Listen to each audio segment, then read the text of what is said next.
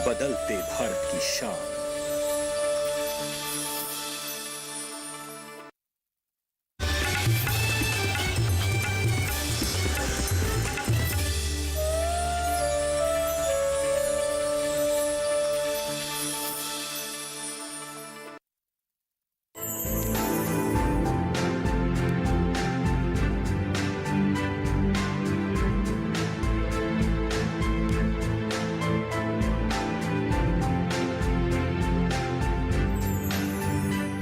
नमस्कार।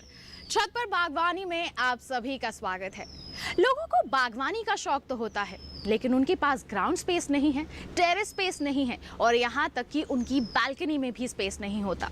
तो ऐसे में अपने बागवानी के शौक को वो कैसे पूरा करें? आज के हमारे इस कार्यक्रम में हम आपको कुछ ओन ग्रोन मेथड्स के बारे में बताएंगे, जिससे आप अपने घर की विंडो रेलिंग्स में भी प्लांट्स लगा सकते हैं। उनमें केमिकल फ्री सब्जियां उगाकर उनको खाकर अपने आप को हेल्दी बना सकते हैं। ये सब कैसे पॉसिबल है, आइए आज के हमारे इस कार्यक्रम में आपको बताते हैं।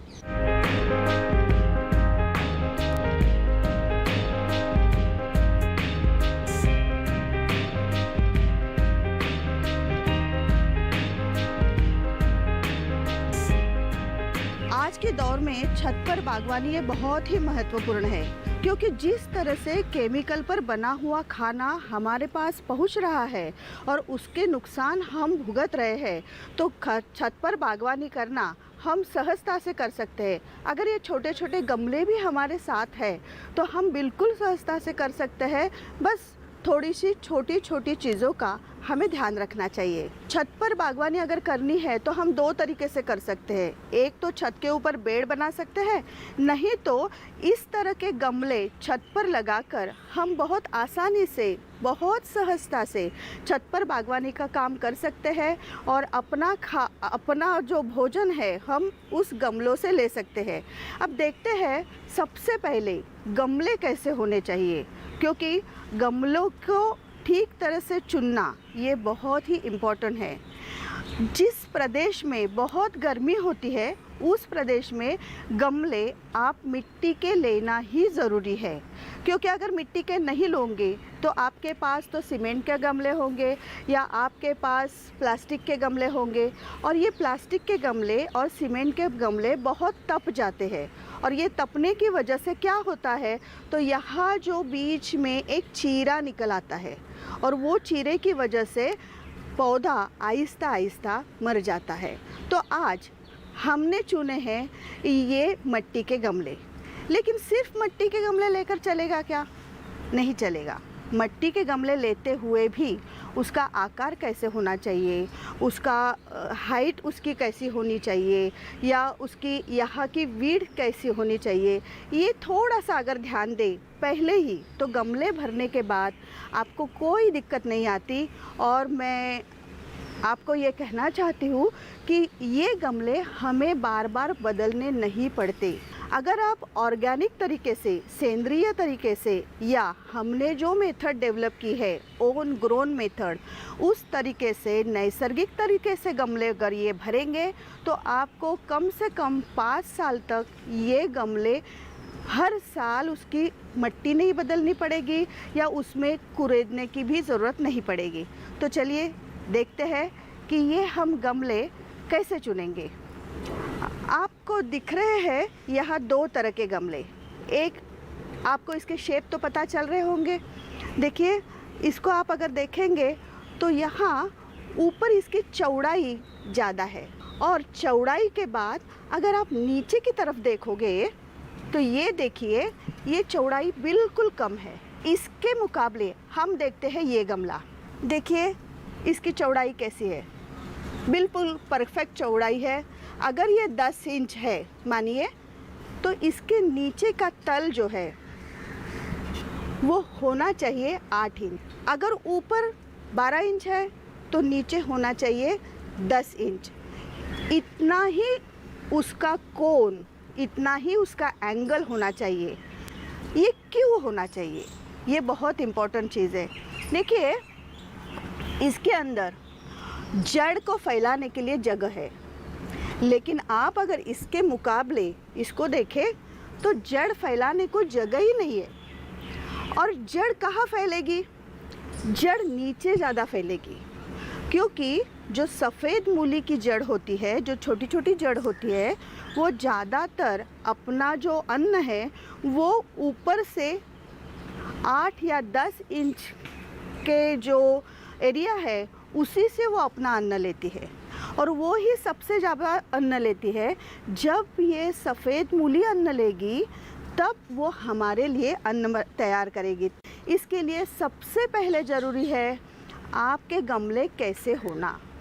और एक इम्पॉर्टेंट चीज़ है, आपके गमले में नीचे छेद कैसे होना, वो भी बहुत ज़रूरी है।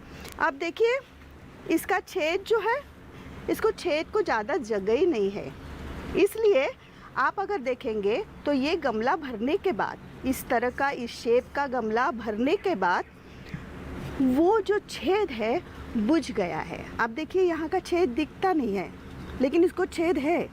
छेद कैसे भर गया है आप देख सकते हैं। अगर मिट्टी यहाँ जाकर बैठ गई है, देखिए अभी मिट्टी हमने हटा दी तो छेद जो है वो खुल गया। लेकिन ऐसे हमें बार बार करने की ज़रूरत नहीं है। अगर इसके ऊपर ठीक तरह से हम अगर गमला भरे तो ये बार बार करने की ज़रूरत नहीं, लेकिन इस शेप में ये प्रॉब्लम आ सकती है।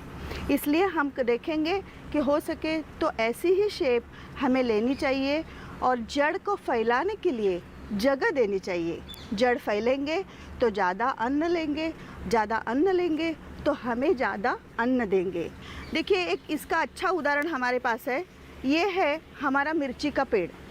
मिर्ची तो लगी है, पौधा तो छोटा है, इसका शेप जैसे नहीं होना चाहिए वैसे है। अगर आप इस तरह का गमला लेते हो तो पेड़ तो रहेगा, लेकिन आपको 5 ही मिर्ची आएंगी या 6 ही मिर्ची आएंगी। ये पेड़ देखिए किस तरह से फैला है, वो ज़्यादा ऊंचा नहीं हो पाया क्योंकि इसके जड़ को फैलने के लिए जगह नहीं है। अगर जगह होती तो और ये बड़ा हो जाता और मिर्ची दुगनी होती। ये तो 8 इंच का सिर्फ गमला है और 8 इंच के गमले में भी आप मिर्चियाँ ले सकते हैं। ये महत्वपूर्ण इसलिए है कि अगर आपके पास बिल्कुल जगह नहीं है तो आप इतने छोटे गमले में भी कुछ ना कुछ छत पर बागवानी कर सकते हैं, बालकनी में रख सकते हैं। आपकी छोटी सी विंडो है तो ये छोटी सी विंडो में तो रहेगा, तो इसका कोई प्रॉब्लम नहीं होगा। अगर समझिए आपके पास सीमेंट के गमले हैं या आपके पास प्लास्टिक के गमले हैं, तो प्लास्टिक के गमले में जब बहुत तपते हैं तो क्या होता है, ये जो मिट्टी है अंदर की वो सिकुड़ जाती है और वो सिकुड़ने की वजह से साइड में एक चीरा तैयार होता है। और जब आप पानी देते हो तो वो पानी ये चीरे से निकल जाता है, यानी कि आपके पौधों को पानी नहीं मिलता और आपके पौधे के जो रूट्स है वो गर्म गमले की वजह से क्या होते हैं, जल जाते हैं और वो पौधा मर जाता है। आपको लगता है कि आपको बागवानी नहीं आती, लेकिन ऐसे नहीं है। अगर सही गमला चूज़ करें आप तो बिल्कुल आपको बागवानी अच्छी हो जाएगी, कोई भी दिक्कत नहीं आएगी। अगर आपकी फैमिली 3 या 4 लोगों की है तो आप कौन से साइज़ के गमले लेंगे? अगर आपके पास अच्छी सी टेरेस है तो आप इसकी विड्थ देखिए 16 इंच होनी चाहिए। इसकी 16 हो गई तो नीचे की हो जाएगी 14। लेकिन आपके पास उतनी जगह नहीं है, बालकनी है, तो आप क्या करोगे, तो आप ये विड्थ 12 इंच तक ले सकते हैं, मतलब कम कर सकते हैं, छोटा गमला कर सकते हैं, लेकिन कर तो सकते ही है। अगर आपको उससे भी छोटे पौधे लगाने हैं तो उसमें भी आप उसकी विड्थ की ध्यान बिल्कुल रखें, या ऊपर विड्थ ज़्यादा होना चाहिए और नीचे विड्थ इससे सिर्फ 1 या 2 इंच कम होना चाहिए।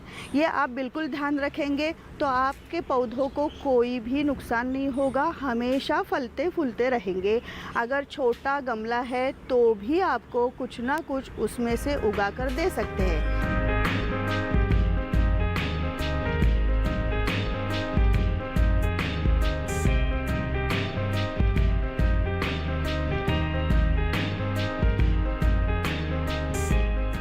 छत पर बागवानी कार्यक्रम में फिलहाल वक्त हो चला है एक छोटे से ब्रेक का। आप कहीं मत जाइएगा, ब्रेक के बाद भी हमारे इस सफर को यूं ही जारी रखेंगे।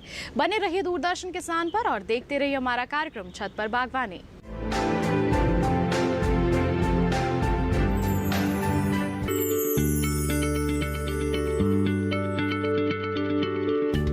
क्या आप किसी बीमारी से परेशान हैं? चाहते हैं डॉक्टर की सलाह? तो हम हैं आपके साथ।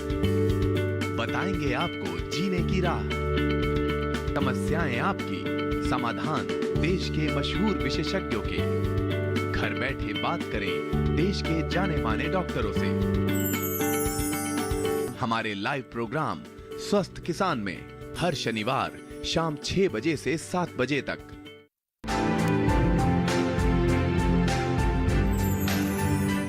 ब्रेक के बाद छत पर बागवानी कार्यक्रम में आप सभी का फिर से स्वागत है। नैसर्गिक तरीके से केमिकल फ्री सब्जियां आप अपने घरों में कैसे उगा सकते हैं, आइए जानते हैं कार्यक्रम के इस भाग में।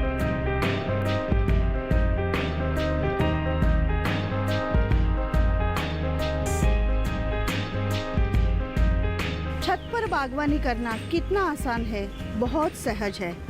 देखिए, अगर ये हम सब चीज़ें लेंगे, ये सब चीज़ें हमें निसर्ग देता है और नेचर हमें जो चीज़ें देते हैं उससे हम बहुत ही सहजता से ये छत पर बागवानी कर सकते हैं।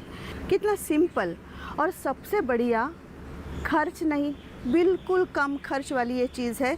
थोड़ा सा ध्यान देंगे तो आपको पता चलेगा कि ये सब चीज़ें आपके आसपास है, आपके घर में भी है। देखिए, ये मिट्टी है। मिट्टी तो सबसे इम्पोर्टेंट है क्योंकि मिट्टी में होते हैं माइक्रो ऑर्गेनिजम्स। आपको तो केचुआ जैसे चीज़ आँखों को दिखती है, लेकिन अगर हम इतनी चुटकी भर मिट्टी ले लें तो उसमें crores of crores micro organisms होते हैं। और ये माइक्रो ऑर्गेनिज्म ही हमारी जो ओन ग्रोन मेथड है, जंगल जैसी नैसर्गिक पद्धति जो है, जो किचन गार्डनिंग की है, उसमें हमें काम आने वाले हैं। देखिए, ये पौधे को हम खाद नहीं देंगे, ये हमारे माइक्रो ऑर्गेनिजम्स है ना, वो ही इनको खाद देने वाले हैं। इनको हम अन्न नहीं देंगे, ये माइक्रो ऑर्गेनिजम्स है, वो हमारे पौधों को अन्न देंगे। देखते हैं कैसे करते हैं। तो पहले ले लिया मिट्टी, देन जितनी मिट्टी हमने ली है उतनी ही लेनी है हमें केचुओं की खाद। केचुओ बहुत बड़े काम के होते हैं। अर्थवर्म्स क्या करते हैं, जो जंगल में पत्ते गिरते हैं, शाखाएं गिरते हैं, उसका जो कर्ब होता है, वो कर्ब और बाकी बहुत सारी चीज़ें ये खा जाते हैं और उससे बहुत अच्छा खाद बनाते हैं। आप उसका टेक्सचर देखिए, कितना सुंदर टेक्सचर है। अगर ऐसा टेक्सचर अपने ज़मीन का हो तो क्या होता है, इस ज़मीन में अच्छा ऑक्सीजन रहता है, जो ऑक्सीजन ये पौधे के लिए बहुत इम्पोर्टेंट है। और ऑक्सीजन ज़मीन में रहने के वजह से इसके जो जड़ें हैं वो अच्छी तरह से फैल सकते हैं। अब हमें जंगल देता है क्या, तो ये सूखे पत्ते। ये सूखे पत्ते हम साल में 2 बार तो इकट्ठा कर ही सकते हैं। इसमें सबसे ज़्यादा कार्बन होता है और कार्बन जिसमें होता है, इसी मिट्टी से ये माइक्रो ऑर्गेनिजम्स बहुत अच्छा अन्न तैयार करेंगे कि जो हमारे पौधों को मिल जाएगा। कार्बन ये ऐसी चीज़ है कि जिसकी वजह से फ्रूटिंग जो होता है, मिर्ची हो, बैंगन हो, टमाटर हो, ऐसी चीज़ों के लिए कार्बन बहुत ही ज़रूरी है। जैसे छोटे छोटे माइक्रो न्यूट्रिएंट्स होते हैं ना, वैसे ही कार्बन भी इतना ही महत्वपूर्ण है। अभी देखिए, और जंगल में क्या होता है, ये होती है शाखाएं, तो हम शाखाएं का भी इस्तेमाल करेंगे। सूखी टहनियाँ हैं ये आप अगर बड़े गमले लेंगे तो आप बड़ी बड़ी सूखी टहनियाँ भी ले सकते हैं, मोटी मोटी टहनियाँ भी ले सकते हैं। और ये है मेरे घर का बना हुआ खाद, जो आप भी आसानी से बना सकते हैं और जो ये मैंने छोटे से गमले में बनाया हुआ है। ये है कोकोपीट। ये कोकोपीट बनता है नारियल से, लेकिन मैं कहूँगी अगर जिस भी प्रदेश में नारियल नहीं उगता, उस प्रदेश ने ये कोकोपीट इस्तेमाल करने की ज़रूरत ही नहीं। वहाँ के नेचर में जो नहीं मिलता वो आप इस्तेमाल नहीं करिए, क्योंकि नारियल आएगा कहीं दूर से, वहाँ से कोकोपीट आएगा और आप इस्तेमाल करोगे तो आप एनर्जी वेस्ट करोगे। इससे अच्छा है, इसको ऑप्शन है ये आपके सूखे पत्ते। एक चीज़ बताती हूँ, कोकोपीट का जो काम है वो है पानी को पकड़ के रखना, और अपने पत्तों का जो काम है वही है पानी को पकड़ के रखना। लेकिन पत्ते और दूसरा भी काम करते हैं। पत्ते आपके गमलों में, आपके मिट्टी में खाद भी तैयार करते हैं, आपके माइक्रो ऑर्गेनिजम्स के अन्न भी तैयार करते हैं। मतलब ये खरीदने से भी जो नेचर में पड़ा हुआ मिलता है वो ज़्यादा अच्छा है और महत्वपूर्ण है। ये है गोबर की खाद। अगर गोबर की खाद किसी को अवेलेबल नहीं है तो आप इस्तेमाल ना करें तो भी चलता है, ये ऑप्शनल हो सकता है। और एक जो चीज़ है वो है शीप मैन्योर। बकरी आपने देखी है, शीप जो देखी है, सब जगह जाके अलग अलग तरह के पौधे खाती है। इसका मतलब शीप का जो कास्टिंग है उसमें उतनी तरह के माइक्रो न्यूट्रिएंट्स आ जाते हैं और ये आप अगर देखा तो गमले में बहुत स्लोली गलता है। मतलब आपके पौधों को, आपके माइक्रो ऑर्गेनिजम्स को बहुत स्लोली, आहिस्ता आहिस्ता अन्न देने का काम साल भर ये करता है। अगर आपने इतना सा एक मुट्ठी भर भी डाल दिया तो भी ये 12 इंच की गमले में बहुत देर तक खाद बनाते रहता है। ये है नीम की पत्तियाँ, बड़ी काम की, हमारे भी काम की है और हमारे माइक्रो ऑर्गेनिजम्स के काम की है, हमारी मिट्टी समृद्ध करने में बड़ी काम की है। अगर कुछ कीड़ा लग जाए या कुछ रोग आ जाए तो वो नहीं आए, इसके लिए हम गमलों में ये डाल देते हैं और इसका बहुत ही इस्तेमाल अच्छा होता है। अभी बहुत सारे घरों में हम देखते हैं अंडे के छिलके। अंडे के छिलके, अंडा तो खा लेते हैं लेकिन अंडे के छिलके हम फेंक देते हैं। लेकिन आपको पता है इसमें सबसे ज़्यादा कैल्शियम है। कुछ प्रदेश के लोग इसकी पाउडर बना के चाय या कॉफ़ी में चुटकी भर डाल के हर दिन खाते हैं, इतना इसमें कैल्शियम है। तो ये जो है हम हमारे गमले में डाल सकते हैं। अगर आप ऐसा डालना, इस स्वरूप में डालना चाहे तो भी चलेगा, लेकिन इससे अगर मिक्सर में पाउडर बना के करेंगे वो बेहतर रहेगा। और एक चीज़ है कोयला। कोयला में भी बहुत सारा कार्बन होता है और इसकी वजह से अपनी जो मिट्टी है वो मिट्टी पोरस रहने के लिए भी हेल्प हो जाती है। मिट्टी पोरस रहना मतलब उसमें ऑक्सीजन की मात्रा ज़्यादा बढ़ती रहना।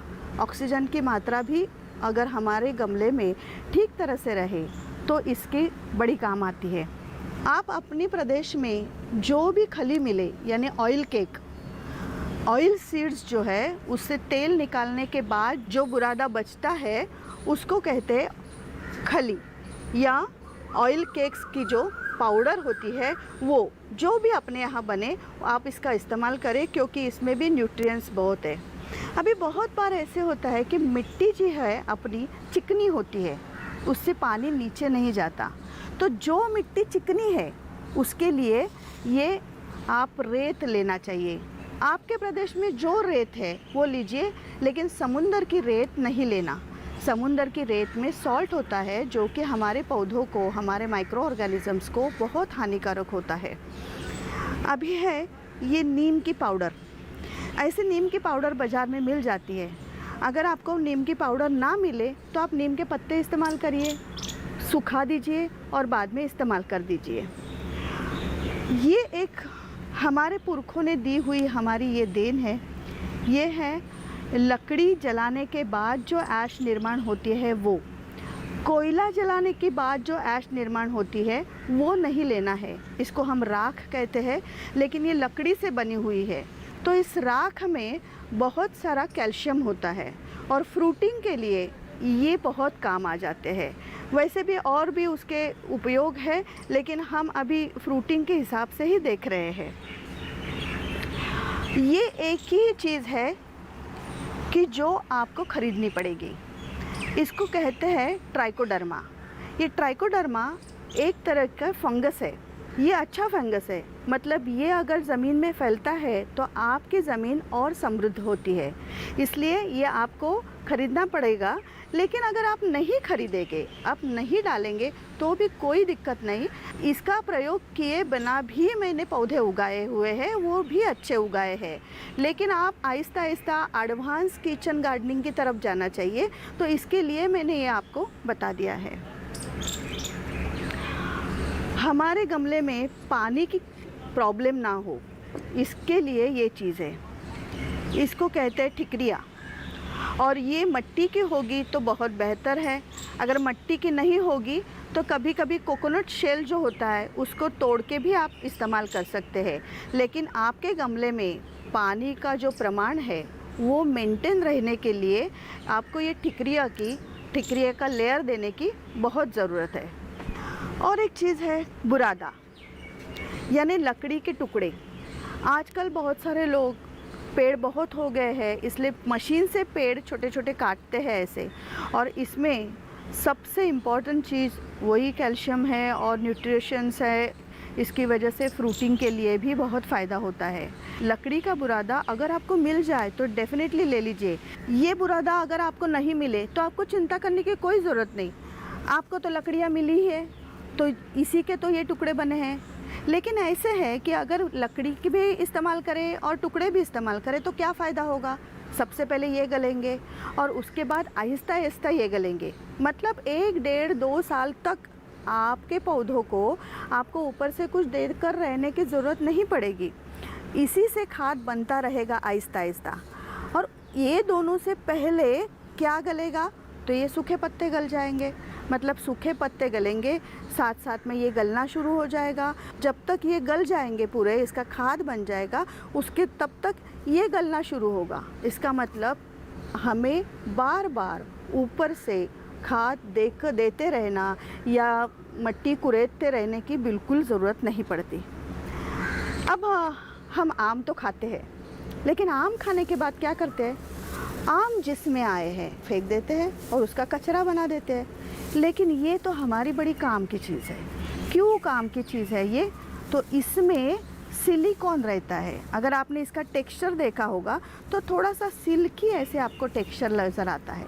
तो अगर ये आप आपके ज़मीन में या आपके गमलों में इस्तेमाल करें तो आपके जो फल आएंगे उसको बहुत अच्छा तेज होता है। उसका टेक्सचर जो है बाहर से, उसकी स्किन जो है बहुत अच्छी होती है, और अच्छी स्किन वाले फल खाएंगे तो हम अच्छे होंगे ही। तो ये बहुत ही काम की चीज़ है। और दूसरी इम्पॉर्टेंट चीज़ ये है कि ये पानी भी पकड़ के रखता है। जैसे हमारे पत्ते पानी पकड़ के रखेंगे वैसे ही ये पानी पकड़ के रहेंगे। हमारे पत्ते जल्दी गलेंगे लेकिन ये पत्तों के बाद गलेगा।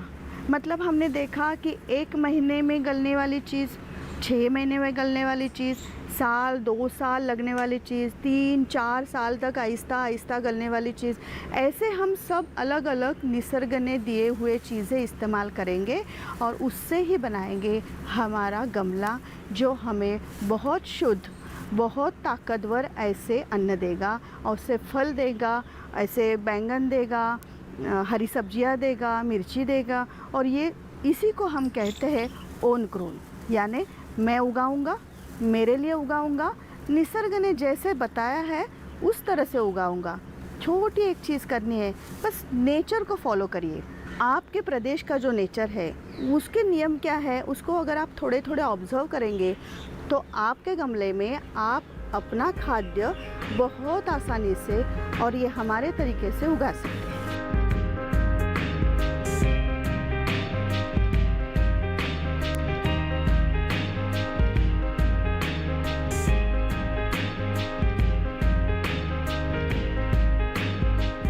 बागवानी सिर्फ एक शौक नहीं बल्कि आज के समय की ज़रूरत बन गया है, और इस ज़रूरत को पूरा करने का जरिया है ओन ग्रोन मेथड। और इस मेथड के ज़रिए अगर आप बागवानी करना चाहते हैं तो आपको गमले का सिलेक्शन किस प्रकार करना है, कौन कौन सी चीज़ों की ज़रूरत है जो आपके घर में और आपके घर के आसपास आपको ईजिली अवेलेबल हो, इसके बारे में आपने जान लिया। अब बारी आती है नेक्स्ट स्टेप की, जी हाँ, गमला तैयार करने की और उसमें प्लांटिंग करने की।